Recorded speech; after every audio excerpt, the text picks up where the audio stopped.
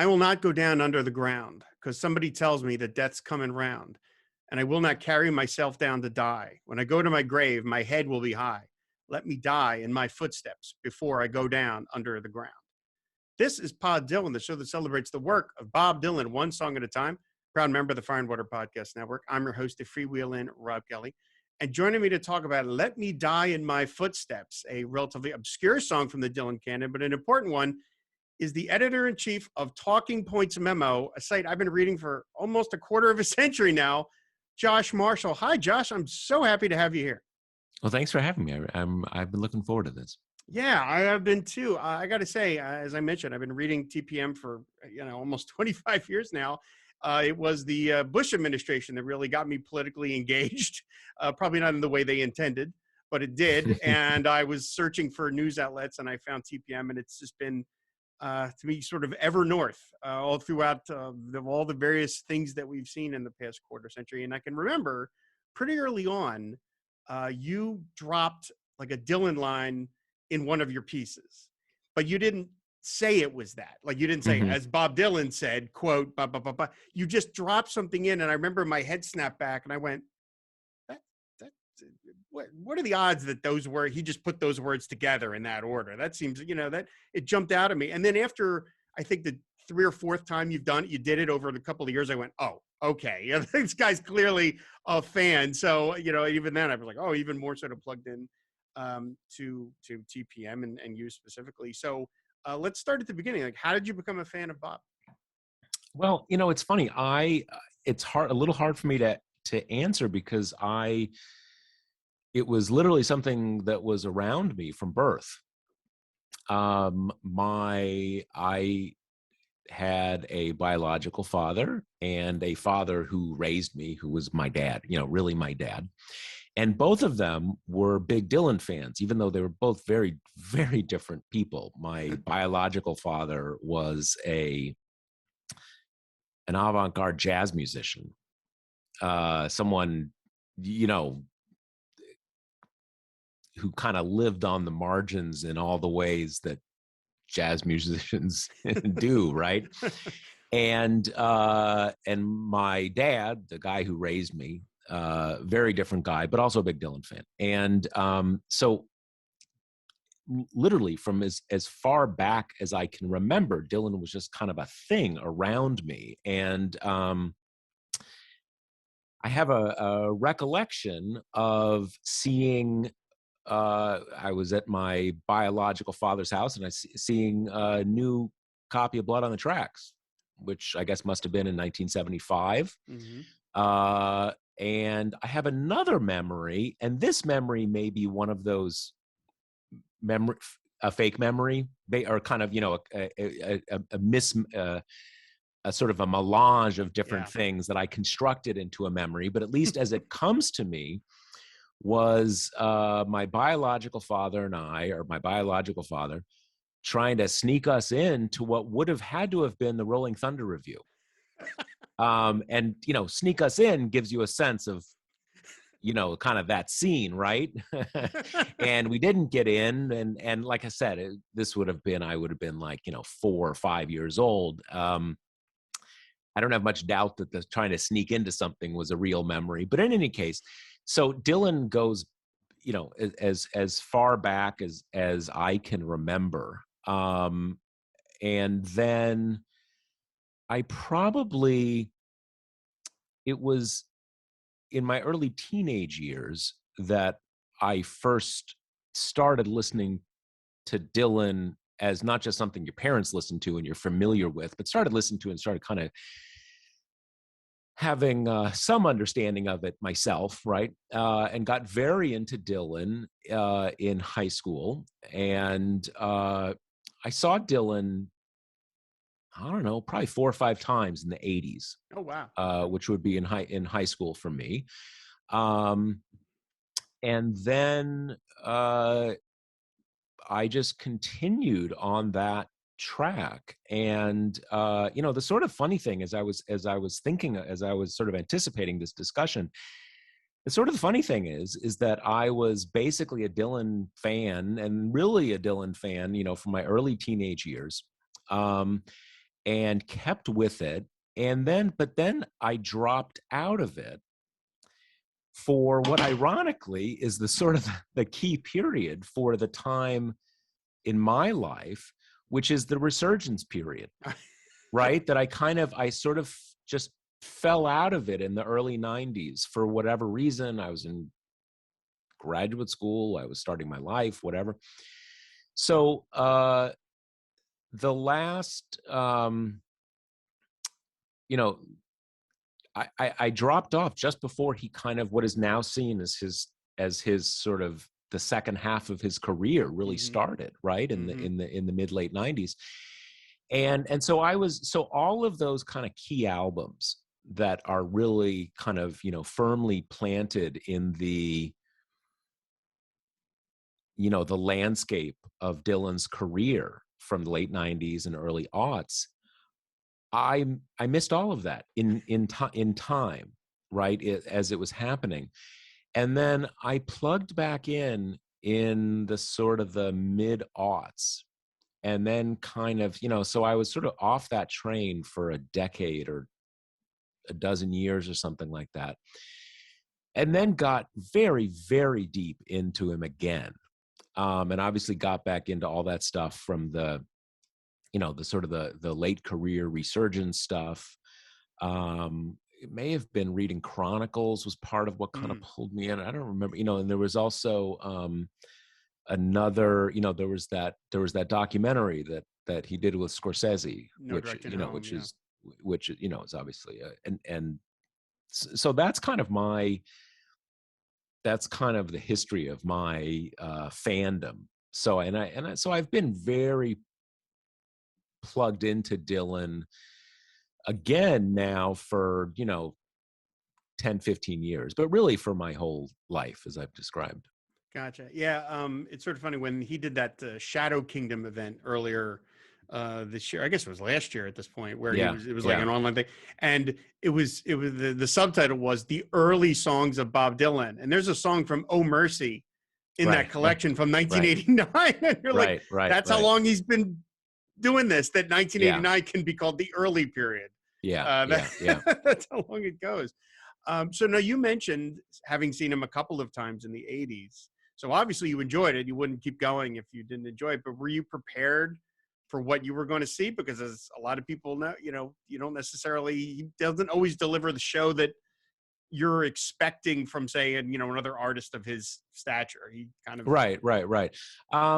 I think I probably knew that going in about him, and as I'm sure your audience knows, the 80s are kind of broadly seen as the sort of the nadir of his career, basically, both as both in original song, original work, and also as a live performer.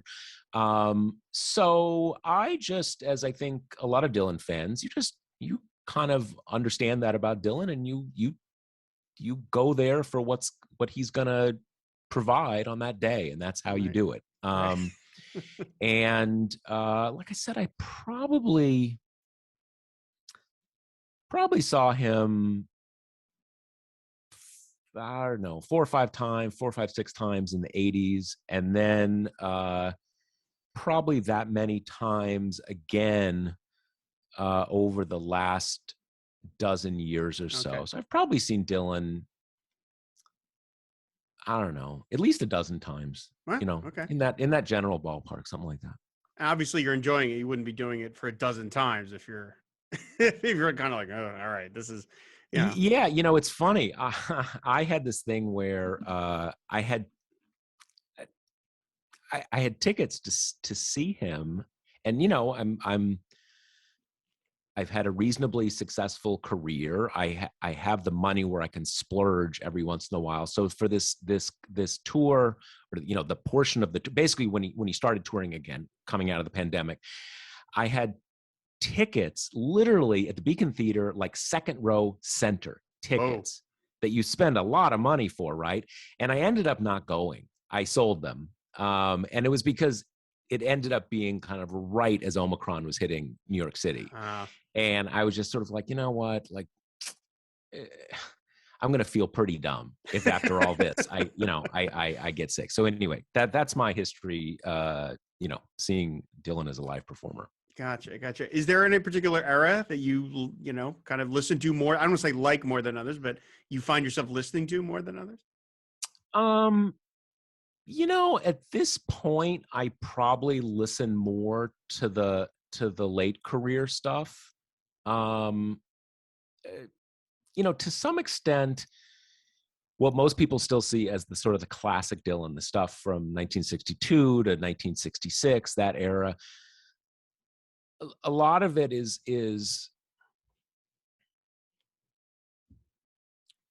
it can be hard to hear that stuff anew, right? It's so it's not that you've heard it so many times.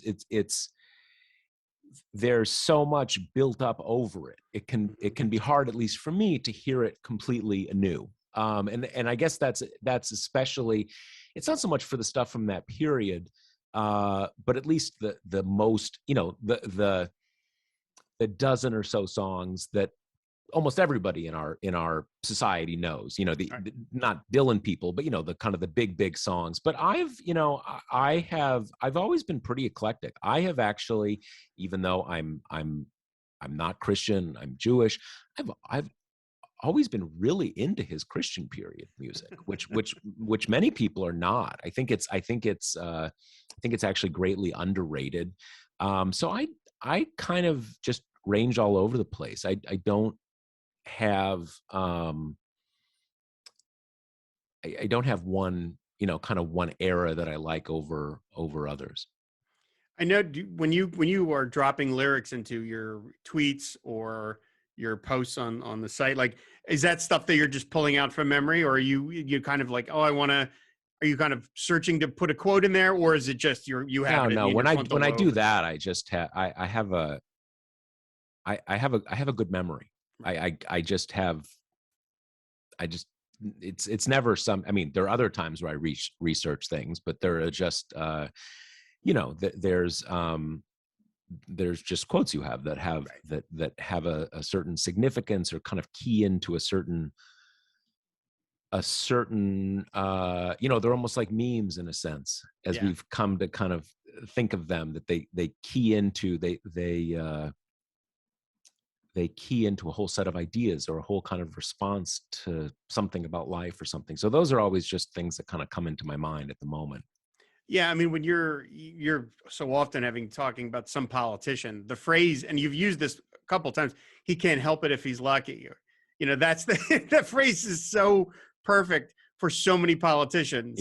That it finds its way into your posts. I've read at least a couple of times. It's like, yeah, that's pretty much the way, the best way to describe it. Absolutely. Yeah, totally.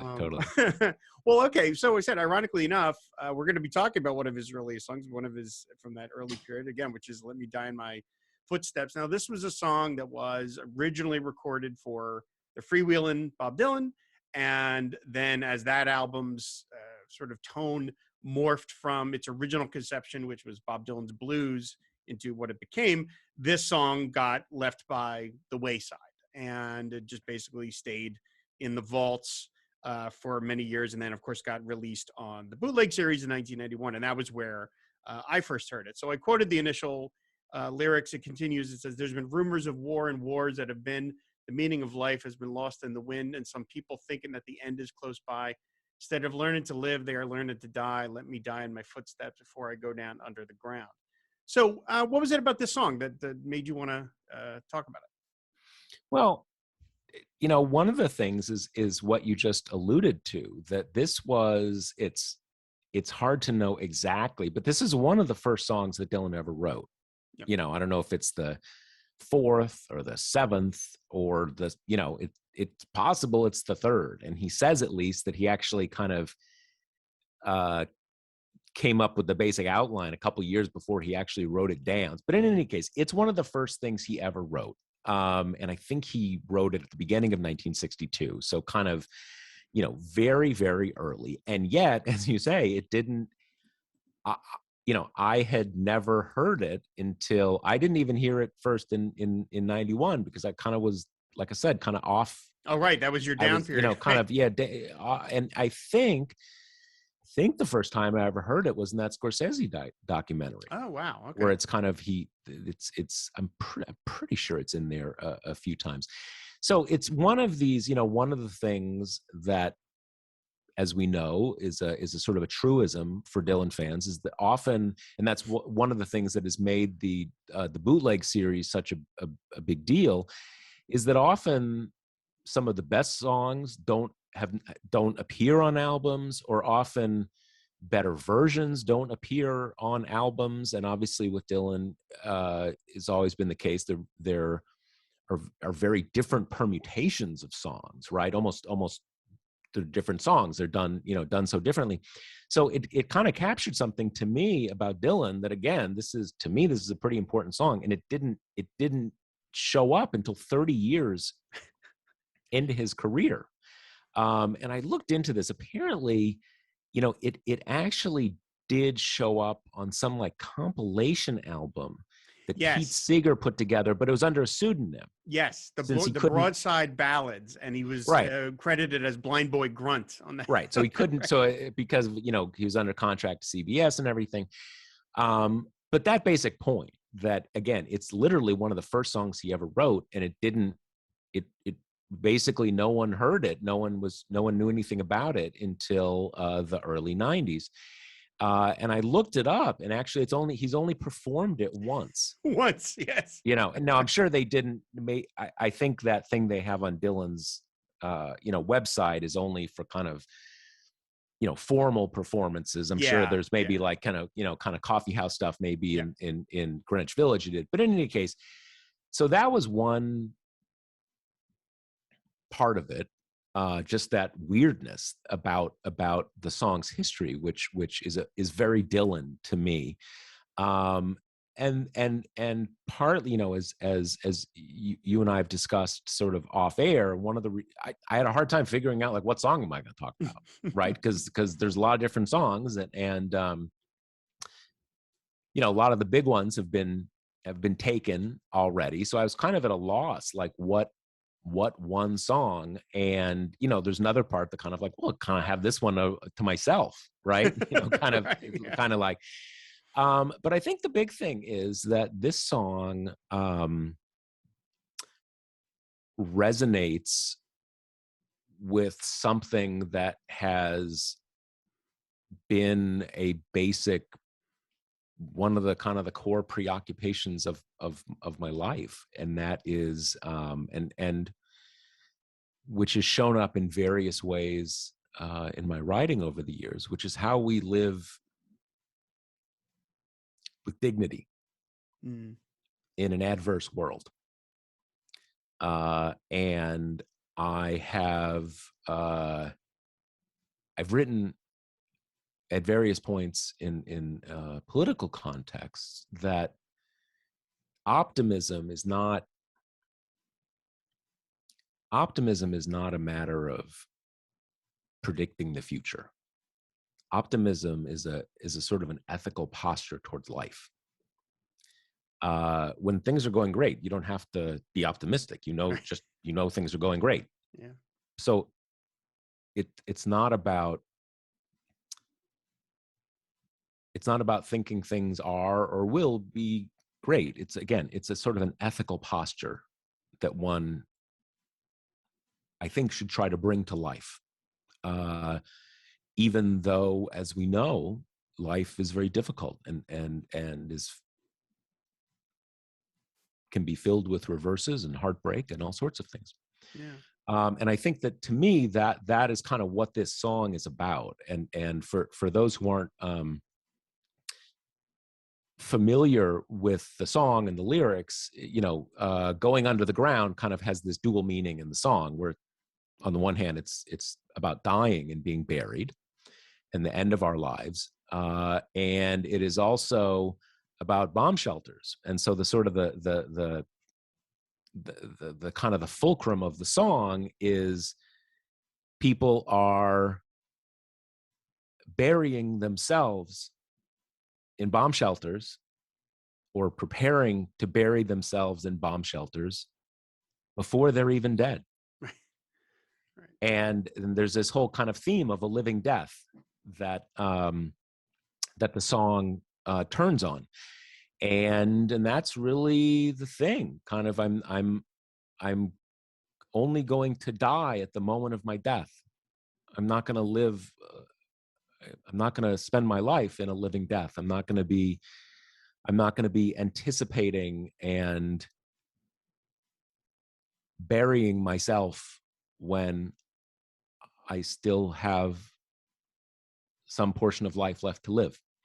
And obviously Dylan, captures that in a lyrical way, not as a, in the sort of the, verbal equivalent of discursive writing, which is what I operate in. But that to me is what the song means. And that is, it's just a good song. And again, to me, it's just kind of weird and cool and weird that kind of like, wow, this is a pretty good song. Why, how did it not see the light of day for 30 years? Mm. But that is the thing that's what's resonates with me, because that's something very basic about life and how we choose to live our lives. Yeah, I mean, Bob himself obviously wasn't super keen on it because the other time that he recorded it was for these Whitmark demos that he was doing, and from '62 to '64, where he was just producing so much material and he was just demoing these songs for this company. And a version of this song was released on that box set, the Whitmark demos box set, but he stops it halfway through. And he basically says, he literally says at the end of the song, it's awful long. Well, it's not that long, but it's a drag. And so I thought, well, okay, now we know why this never, he only played it live, as you said, just the one time. He obviously at some point felt it was just kind of a bummer song, and he decided to leave it by the side of the road. I don't take it to be a bummer song, though. Yeah, that was his view. It's funny. I'm curious what he means, because I would say that, as much as I like the song, there are certainly parts in the second half where the mood of the song kind of shifts in a way, go out and live life and all that kind of stuff. There's lyrics there that I could see that he felt that they were young lyrics, right? They're kind of, there are parts of them that are kind of exuberant and maybe a little cliche. They're not quite there for me, but I could, you could kind of, kind of see that, right? They kind of, I think there's something a 21-year-old Dylan might have written, and a 41 or 61 or an 81-year-old Dylan would not have written. And I could sort of imagine that even, as your listeners know, his songwriting was changing so rapidly in that period that I could certainly see that, when that album was released in 1963, I don't have the total timeline in my head, but it's probably a year older when he's kind of thinking about what, when they're thinking about what goes on that album. So I could imagine him seeing that, listening to that song, performing that song, even a year later, and saying, kind of, it's a little, because there's the funny, I think it's in Chronicles, maybe it's in the Scorsese documentary, I can't remember. But there's, to me, what has always been a very kind of telling line when he describes the first time he listened to his first album. Mm-hmm. And he was sort of mortified. and he said, at least as he recounts it, and you can never know with Dylan whether it is a straight up recounting, that he felt kind of mortified, like he was way past what he had done on that album. And probably some of it was that, it was all covers, he had more, all blah blah blah blah. But anyway, that it could be that, because again, it doesn't those lyrics don't play that way to me, but they do have a youth about them. Mm-hmm. So who knows? Yeah, I mean, completely. I mean, I think this song's composition predates when he wrote Blowin' in the Wind. I believe the time between when he I wrote think Blowin' in the Wind and when Blowin' in the Wind started getting played in coffee houses and then appeared on the record was much more condensed. yeah, And I think this song is like either recorded or written in like January, February 1962. So I yeah, mean, it's there's early. it has to be almost earlier than everything. I mean, Yeah. it kind of predates just about everything. The one live version, as we talked about, he played, it was on July 2nd of 1962 in Montreal at the Finjan Club. And there's a bootleg of it on YouTube. You can hear it. You Oh, can hear really? I him. Yeah, didn't know. you can hear him sing it. I'll have to. Okay. Yeah, I mean everything is on YouTube at this point. Yeah. And Yeah. and Yeah. it's funny because there is an extra verse that he sings in that version that is not in the recorded version. Hmm. He for some reason he took it out, and that verse is if I had rubies and riches and crowns, I'd buy the whole world and change things around. I'd throw all the guns and the tanks in the sea, for they are mistakes of a past history. Let me die in my footsteps before I go down under the ground. And the reason I bring up Blowing in the Well, wait, Wind, isn't that the one that is in like the official lyrics? What you just read? it's on the website, but it's the Oh, okay. version on the bootleg series does not have that verse. Got it. Okay. So Got it. he very specifically took it out. Right. Right. Um, Right. Right. and the reason I think about it when comparing it to Blown in the Wind is that I feel like both those songs, I mean, this one's obviously more direct about the bomb shelters. I mean, he's specifically talking about, and he himself mentioned it once where he said he was watching some bomb shelter be built and he just sort of said, well, what, geez, why are they spending all this time and money on this to dig themselves a grave? And he said that was what inspired the song. But I think about that, to me, both songs are talking about a specific problem, but more specifically saying why do we accept the way things are? Why are we accepting that? And I could see if he thought that they were similar thematically, and I don't know whether this song Mm-hmm. was bumped for that song, Right. but I could see him saying, well, these songs are kind of getting at the same thing, but Blowing in the Wind is clearly, sort of a superior composition because it's blowing in the wind. And then this one gets shunted off to the side because as I listen to it, to me, it's about bomb shelters, but it really is more about why are we as a society accepting this doom hanging over our heads why are we questioning why is that? Why is this? Right. Why are we just okay with this? It's funny. I thought I read somewhere that it was bumped for Hard Rain. That would make even more sense too. I mean, we talk about Although it's thematically kind of a very, very different yeah, song. But I don't know. could I be don't just the know. nuclear the overlap of nuclear annihilation was just too much to be like, all right. Yeah, I mean, it's funny though too, because to me, and this goes back to what I was saying before about how a lot of the earlier songs, I just have a hard time quite accessing them because I've literally listened to them since I was a small child. Mm-hmm. Right? They are. I don't want to say they become trite, but the repetition, they're. It's hard to hear them for me is new. And to me, with Blowing in the Wind, this in some ways, Hard Rain is more. It's more stark, more ominous. But to me, this song manages to be very stark and very ominous in a very understated, direct way, and yet is more uplifting to me. So Mm-hmm. for whatever reason, this song kind of covers all the bases at once, in a way that works for me. Yeah, I think that it's one I come back to. Yeah, it's a little more up tempo. His vocal is a little more, I'd say, Woody Guthrie kind of like, it's a little brighter. Like there's the verse with there's always been people that have to cause fear. They've been talking of the war now for many long years. I've read all their statements and I've not said a word. But now, Lord God, let my poor voice be heard. Let me die in my footsteps. To me, that's very Woody Guthrie kind of thing. Like, just, all right, I've been sitting back. I haven't said anything. I have a voice. I have an instrument. I have a way of getting my message across the way other people do not.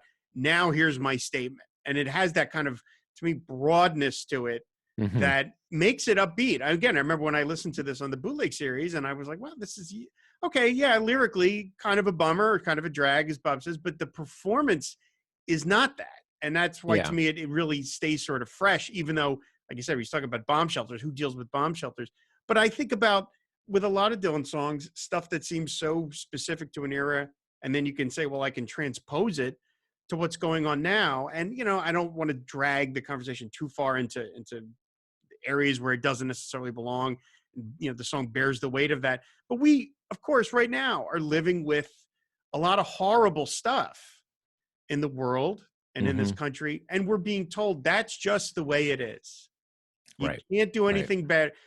We're never going to get, guns off the street. Let's get rid of the doors. Right. That's Right. Right. just, and you all have to live with it. It reminds me of, like, again, not to go too far afield, but I remember when I was just old enough that I was off of my parents' medical insurance coverage and I had to get it on my own.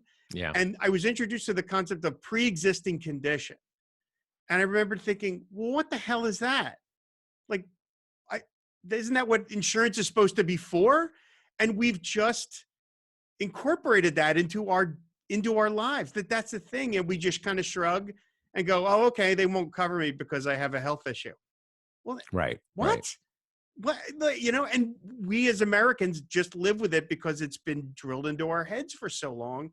That's just the way it is. And, Something you said about Guthrie, another thing that kind of occurs to me about this song, and it's something I've thought before, haven't quite thought of it in terms of his negative reaction to the song, which I hadn't really fully absorbed. That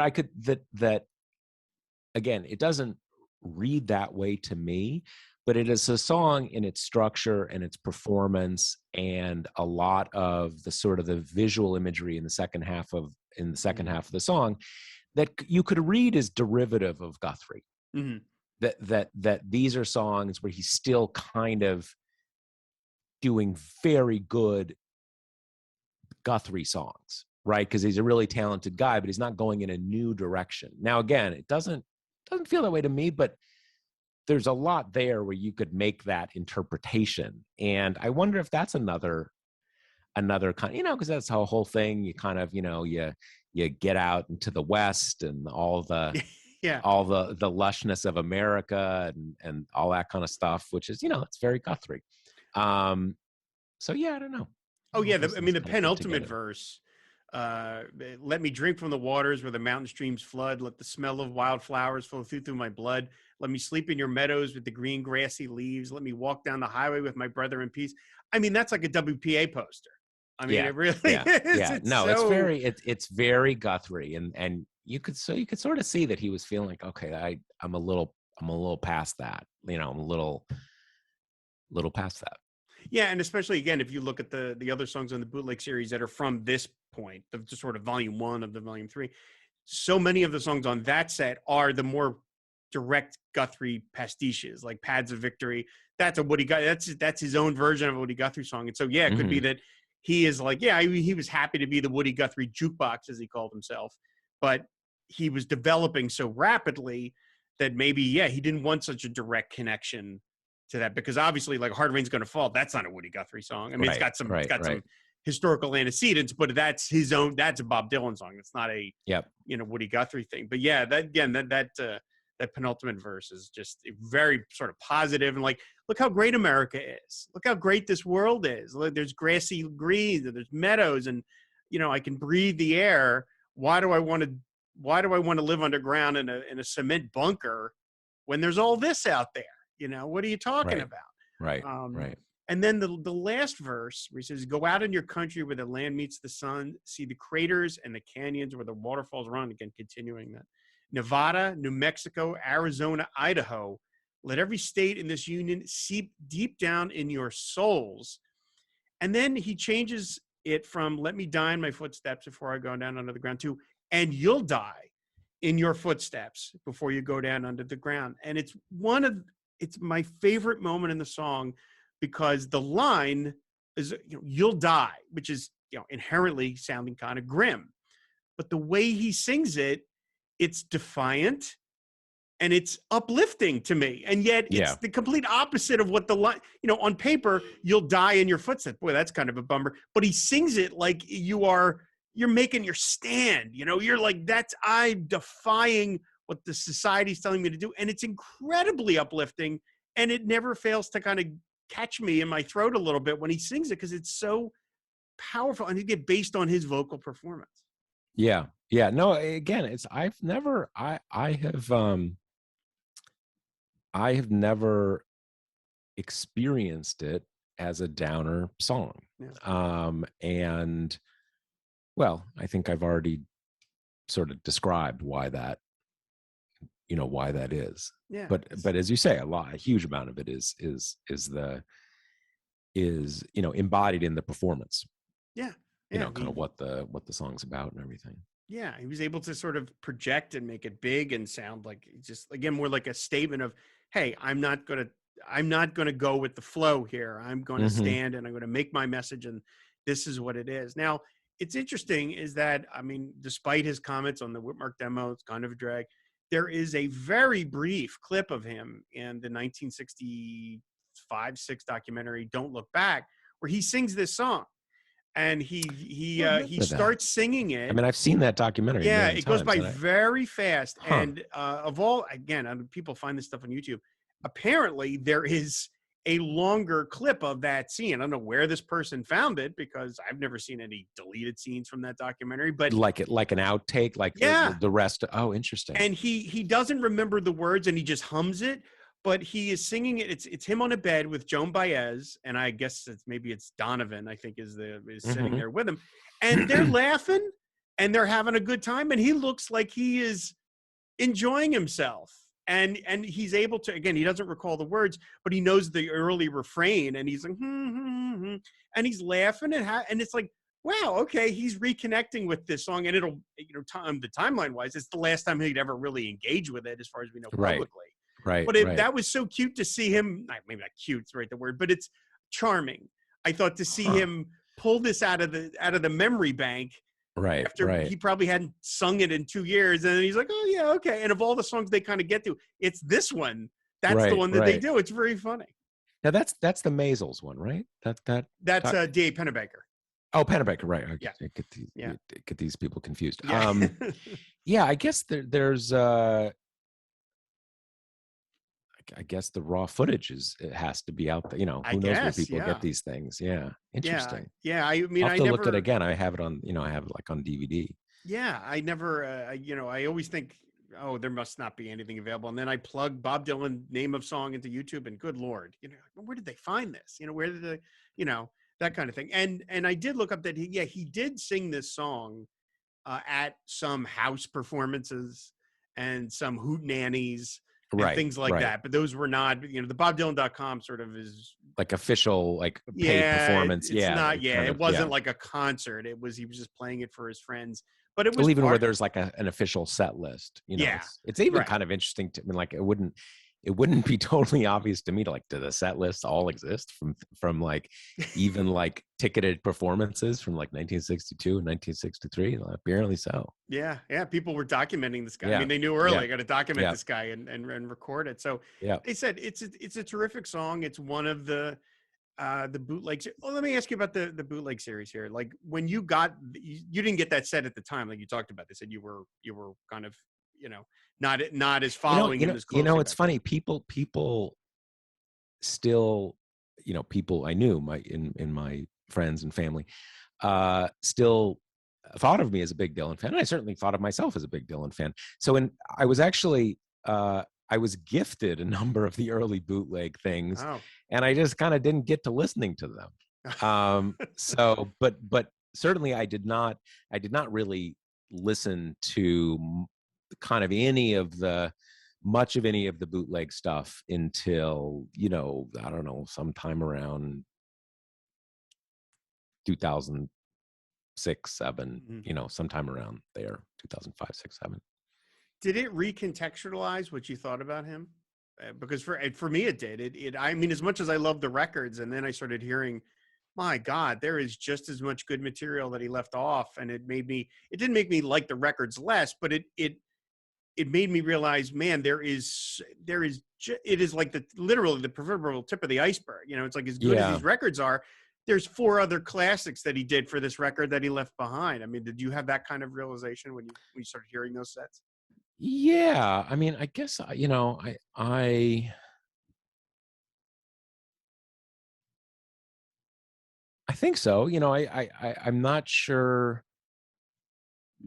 what I had thought exact. You know, it's funny now that I think about it. You know, one of the early things, I think both these dads had basement tapes, Ah, and those were actually, that was, now that I'm just kind of remembering this, that was the first Dylan stuff I really heard. And that, I think, you know, I heard those albums a lot. Those 2 LP, you know, double album. I heard those a lot.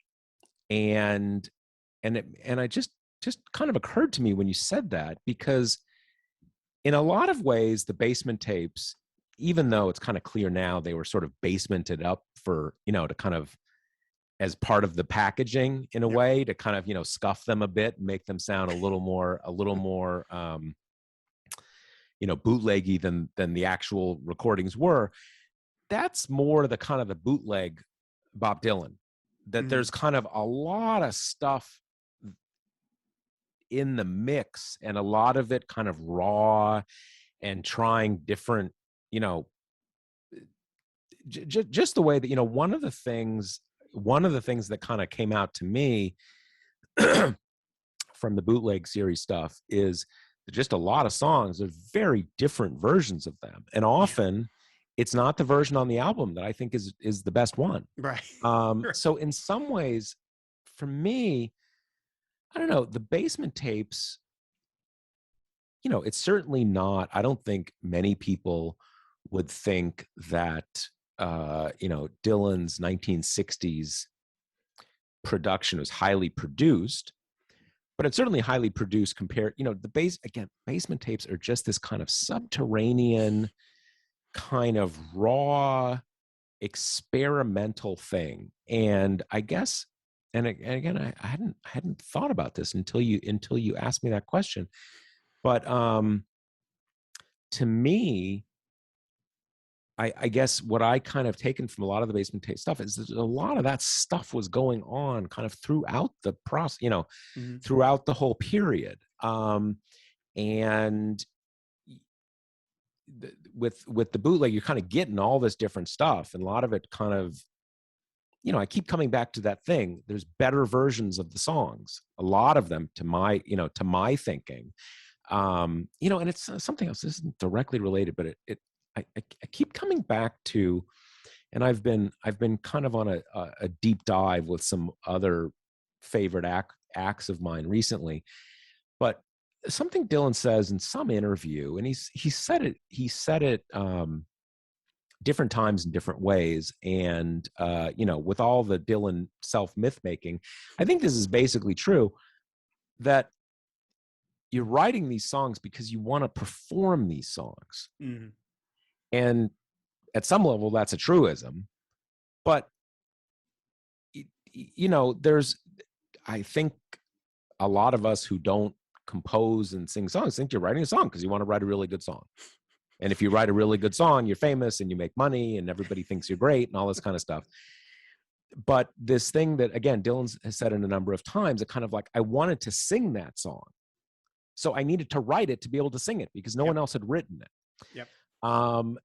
And that gives a whole kind of, you know, if someone is a performer, this, you know, probably not as alien to them, but as someone who's not, kind of puts the whole thing in a certain, you know, you kind of understand things in a different way. And that puts in a little more of a revealing relief why there's a lot of different versions, Mhm. because you wrote it to perform it, and you perform it countless times. You're going to want to do different things with it, Yeah.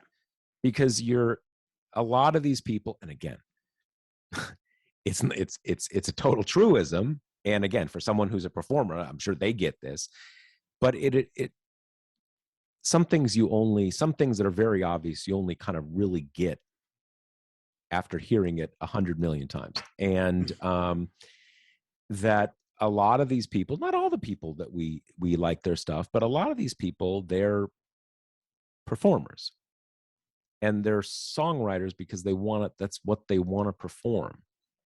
In some ways, I think like the Beatles were different. I think they were more songwriters. You know, you look at, you know, I don't want to go off on a different tangent, but, you know, I think like the Rolling Stones are more like Bob Dylan in that way. But anyway. Yeah. I mean, I you know, I've done a lot of writing over my life, but I don't think of myself as a writer. I have written because I needed something to be written. And who else is going to do it for me? You know what I mean? So like, I got to do it. And that's interesting that Bob looks at it that way. Like, well, I want to sing this type of song, but this type of song does not exist. Well, then I guess I have to write it. Now, you know, okay, luckily, I mean, that's probably underselling it a little. We know that Bob likes to think of himself as a craftsman almost more than a, you know, kind of artistic genius, but who wants to think of themselves in that context anyway? But it's kind of fun that he's like, well, I'll just craft the thing I need to sing. Okay. Yeah, it's there's definitely that whole kind of, oh, I only accidentally started, right? You know, there's a lot of myth making there, but I think the part that is not myth making is that he and a lot of other great performers see themselves as performers. No. That's their thing, and you're writing the songs because you want to perform in different ways, and if the song doesn't exist, you have to write it.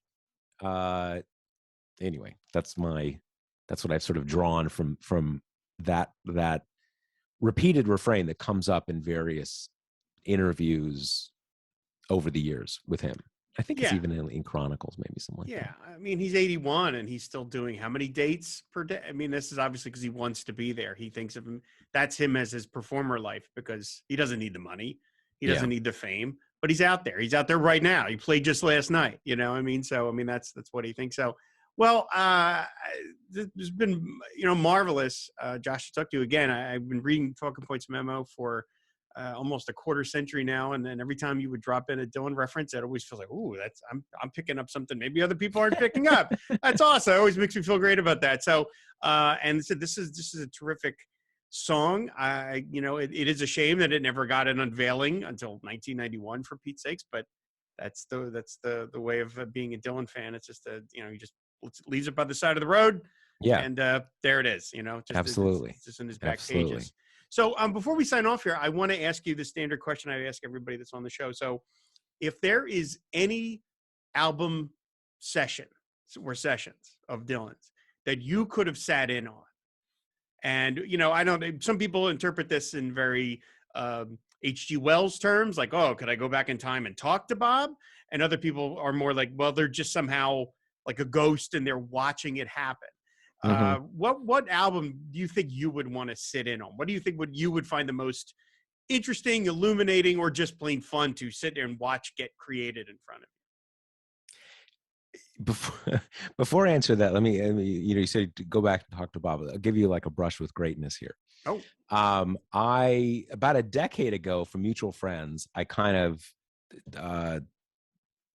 struck up an acquaintance with Dylan's manager. Ah, okay, right? Jeff Kramer. No, it's or the other guy, with one of the other guys. Okay, it's what is it? He's got a whole team that. Well, this is the guy who kind of manages every, you know. In any case, it's, you know, they've got this office over in Gramercy or whatever. Maybe I'm forgetting his name. I thought it was Jeff something else. In any case, so I'm over there one time and I got an early listen to Tempest. Right, they kind of he had me over. You can listen to, you know, I mean, a few weeks or a month or, you know, not like when it was still in production or something like that, but a little ahead of, you know, whatever. And so I'm there in his office talking to him, and he's saying, you know, he's kind of telling me how bad streaming is and everything. And he gets a call, and some woman's like, yeah, it's Bob, and he said, can you go out? can you go out of the office? I got to talk to Bob. And I'm like, okay, sure. Don't worry. But I'm so into Dylan. I was like honored, right? I was kicked out of the office so he could talk to Bob. So on on this thing, God, good question.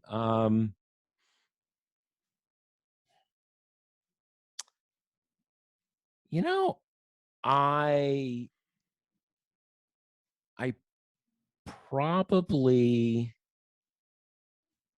would have wanted to be on one. I lose track of which, but one of the blonde on blonde sessions that they recorded down in Nashville. Right. One of those, or maybe one of the, Jerry Wexler. The Slow Train Coming. Yeah, produced Slow Train Coming, and then wait, was he also involved with Saved? I can't remember, but one of the Christian ones, because that was just such a weird scene. That kind of those two, but I have no idea. I'd be like, I'd be sort of bashful and wouldn't want to get in the way, right? Right. So I wouldn't Sure. I don't. I probably some people envision themselves like hanging with Bob and like smoking a joint or something, but I can't quite get there. So, but those are the ones that kind of that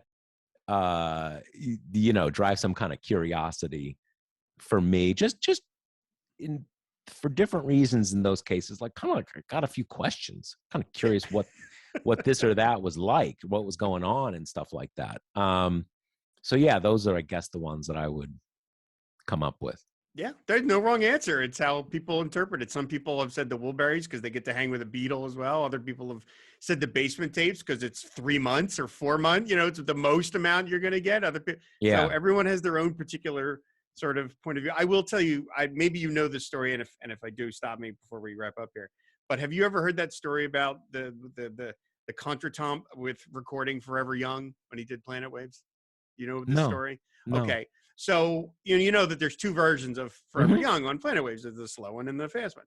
So apparently, and this is in a book that I read, and now it's a lot of people know it. And it's my favorite story of just, what the hell? So he records the slow version, right? And it's beautiful and stirring and everyone. So according to the engineer, I think the guy's name was Rob Fraboni, he says, well, Bob's done. And everyone was just quiet, because they were so stunned. They just were like, wow, we just heard something brilliant. And so no one said anything. They just kind of were like, well, all right. And the session ended, and Bob like went to a movie across the street or something. And so later, this guy, the engineer, is putting together like the master reels. And he says, I start grabbing the master reel for that version of Forever Young. I didn't even ask Bob. Of course we're going to use it. It's brilliant. And Bob goes, we're not going to use that. And this Fraboni guy goes, what are you talking about? We're not going to use it. What are you nuts? And Bob said that according to him, sometime between the recording it and this, a friend had come by and his girlfriend had heard the track and said, geez, Bob, you're getting mushy in your old age. And that made Bob say, we're not going to use it. And I thought to myself, you're lucky enough to sit in on a session of Bob Dylan, and this is your opportunity to dunk on him. Right. Really? Right. This is what it's like. I never heard that. I've never heard that. Like, so that was the compromise, doing both? They talked him out of it. They eventually said, no. And I guess he, but to think that someone would feel so comfortable to say, geez, Bob, that's kind of, what are you doing? Like, what are you out of your mind? Like, right. I'd be in the corner. I'd be like, I guess I can say anything. I don't want to bump out. I don't want to knock anything over. What are you, crazy? Yeah. It's crazy. So, well, anyway, Josh, thank you so much for doing this. It was a real Absolutely. honor. Like I said, I've been reading TPM and I listen to your podcast regularly. It's depressing a lot of times, but that's the world we live in. Yeah. Why don't you tell people about people know about Talking Points Memo, but why don't you tell people about the podcast? Well, we have a weekly podcast that I do with one of my colleagues, Kate Riga. And we basically just kind of talk over the things that have happened in the news the last week. It's not a scripted thing. We don't do interviews. We just kind of discuss, what's happening. And think we've gotten in a kind of a good groove. And I think one of the interesting things, I think one of the things that works about it as a podcast is, you know, obviously we're both immersed in the news and we have ideas, and they may be good ideas or not good ideas. But I think one of the interesting things is that, you know, I'm a guy in his early 50s. Kate is a woman, probably in her mid 20s. So there's also this kind of generational thing that we're kind of coming from. I'm not sure we're coming from, you know, different places, but these are very different perspectives. And I think that kind of, that gives a kind of a liveliness and a spark to our discussions, because these are very different perspectives on our current politics. And we've been doing this podcast for, God, I guess it's probably going on about 4 years. And originally we did it with, there was another tri-host or whatever, who moved on to a job in another organization. So then it was Kate and I, and we're really in a groove. So check it out. I think I'm pretty happy with it. I like how I like the pace, and I think it's, you know, people are, as Trump would say, people are paying attention more and more. Many people are saying, yeah, many people are saying, or something like that. So yeah, it's good. And Kate is really a rising star. And so, you know, I'm kind of, I'm